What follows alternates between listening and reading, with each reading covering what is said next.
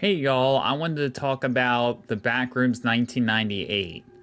This is a survival horror experience. You're not going to be fighting things or anything like that. It's first person mode, and you're running around this maze. And that's kind of how it's set up. The whole environment is just a bunch of walls and corners and an occasional door or two, and you're just kind of going through the motion. You're just trying to figure out how to get out of where you're at.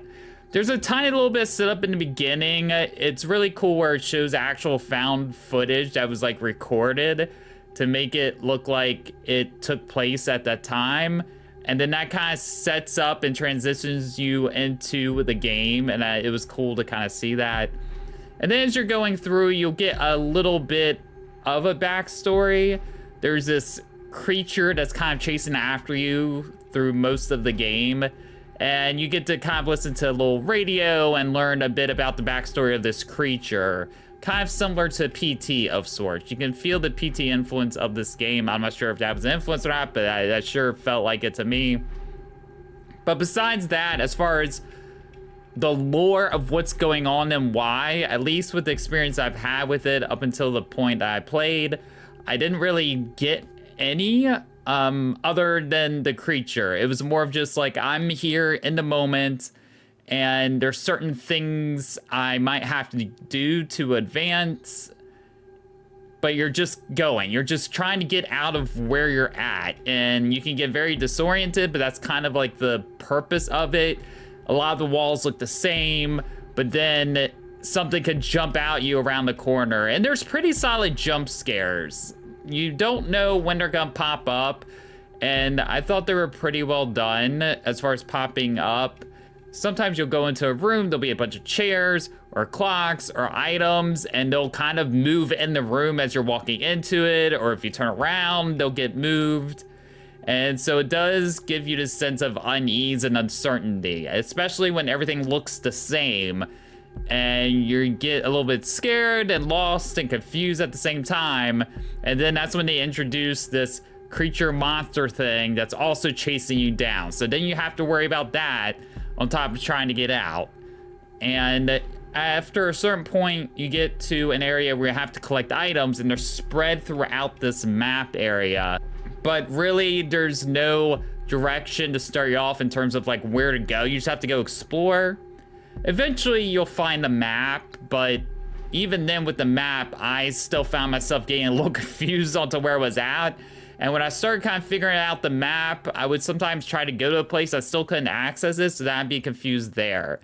So I kind of got stuck after going to a certain point with this game just because I didn't know where else to go or what else to do. I felt like I was looking in all the places, but then I still couldn't find the last object that I needed, and I still didn't know why I was doing it. It's just the game was kind of telling me to do it. I think it might relate to the monster and the creature thing that's chasing me, but I'm still not quite sure what's happening there.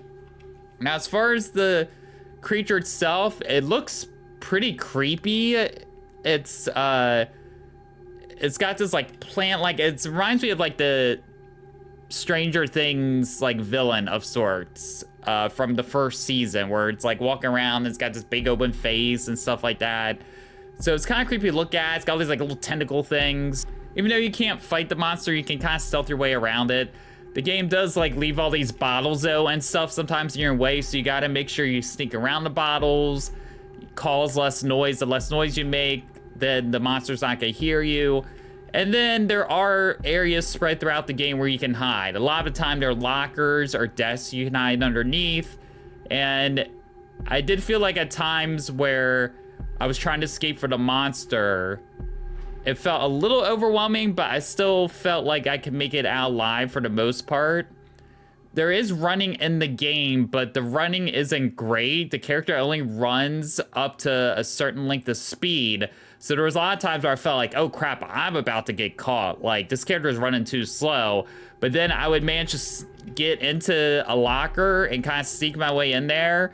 Sometimes within like a couple inches of the creature, and somehow it was still effective, where I As long as you get to a locker in this game and you get into that mission of getting to the locker, you'll be safe, like, no matter how far away the creature is from you. So in that sense, I felt like, oh, you know, the game was giving me a lot more leeway than probably should, where it's like, okay, it's a little bit of AI here, it's acting a little wonky, I shouldn't get away with doing this. But if I didn't have that, I would have felt like way more frustrated with the game because my character walks at a certain pace and even runs not at the fastest speed. I did appreciate about the game though as well, it's like there is like a variety in terms of what are in the rooms. There's arrows and signs kind of guiding you where to go and what areas to check out as you're proceeding forth. Don't love how the saving was paced out in this game. You save by finding rooms with TVs, and then you save in that TV. But once you save in that room, you can't save in there again. You just have to hope that at some point you're gonna find another room with another TV that you can save in. And sometimes, depending on how things play out, it could be another 10 to 20 minutes before you find that room. And if you're like right there, but that monster sees you and takes you out, your checkpoint starts back at that last save you had. And so it could get pretty frustrating at times when you've like made all this progress and I'm like collecting all these items, but then I got caught and now I have to go all the way back to where I was and go get those items again. So I felt like the save checkpoints could have been done a lot better. I understand the point of like kind of spreading them out, but just for me, it became a little frustrating going through his experience where I had moments like, oh, I wish I could like have like a quick save or something, but no, I just had to, you know, trudge through it and just hope that I would find a save after a reasonable amount of time, you know, and not lose all this progress. So I feel like at the end of the day, this game is gonna depend on who you are as a person, whether you enjoy it or not. I think it's a well-made game for a small developer, considering what they've thrown in there. But as far as experience goes, I think it depends on the person, whether you think this game is a fun time or a frustrating, not so fun time.